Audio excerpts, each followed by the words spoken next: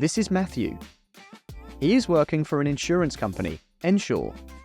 When Matthew needs to make a large purchase, he must create a purchase order for goods and services he requests.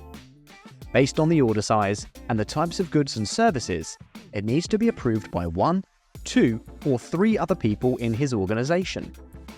In this case, the order just needs one level of approval.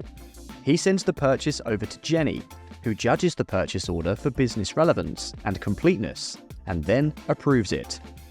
Once the goods have been delivered to Ensure, Nick from the logistics department posts a goods receipt. The invoice from the supplier is sent to the finance department. Andrea posts the invoice as received, and Rachel pays the invoice. The goods that Matthew requested have been received, and the invoice is paid, so this process is now complete. We could now examine the execution of this process and analyze its duration, also called throughput time.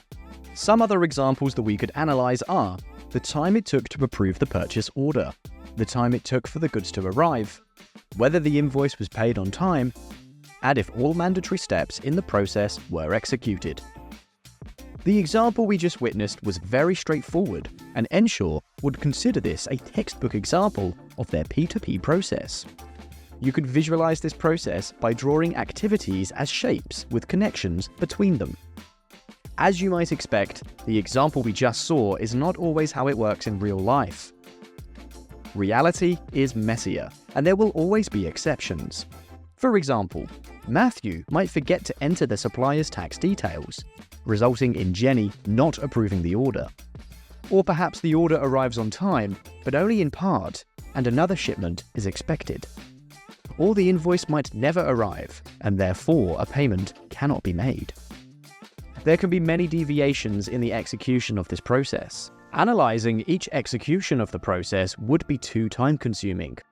Luckily, process mining provides the ability to analyze hundreds of thousands of these cases simultaneously.